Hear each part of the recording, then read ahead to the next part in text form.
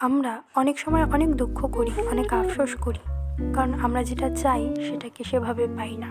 কিন্তু পরবর্তীতে দেখা যায় আমাদের জন্য যেটা বেস্ট, আলটিমেটলি আমরা সেটাই পাই। কিন্তু একটু ধৈর্য ধরে থাকতে হয়।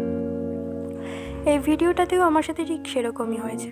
আমি বানাতে গিয়েছিলাম একরকম, সেটা তো হয়ইনি, বরং আনএক্সপেক্টেডলি সেটার থেকেও ভালো কিছু হয়ে গেছে, যেটা আমি একেবারেই আশা করিনি। আমার উদ্দেশ্য ছিল একটা দেওয়াল ঘড়ি বানানোর, এবং তার বেসটা হবে ঠিক কালার প্যালেট যেরকম দেখতে হয় কাঠের কালারের, সেরকমটা বানানোর। কিন্তু সেরকমটা হয়নি।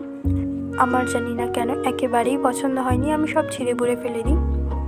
তারপর আমি সেটার ওপর নতুন করে কালার চাপিয়ে একটা ছবি আঁকি এবং একটা দেওয়াল ঘড়ি বানাই, যেটা অবশ্যই চলে না, কিন্তু আমি আমার সময় মতো ওটাকে সেট করতে পারবো যে ওটাতে কটা বাজবে। এবং আমার তো ফাইনাল রেজাল্টটা ভীষণ ভালো লেগেছে। তোমাদের কার কেমন লেগেছে অবশ্যই জানিও।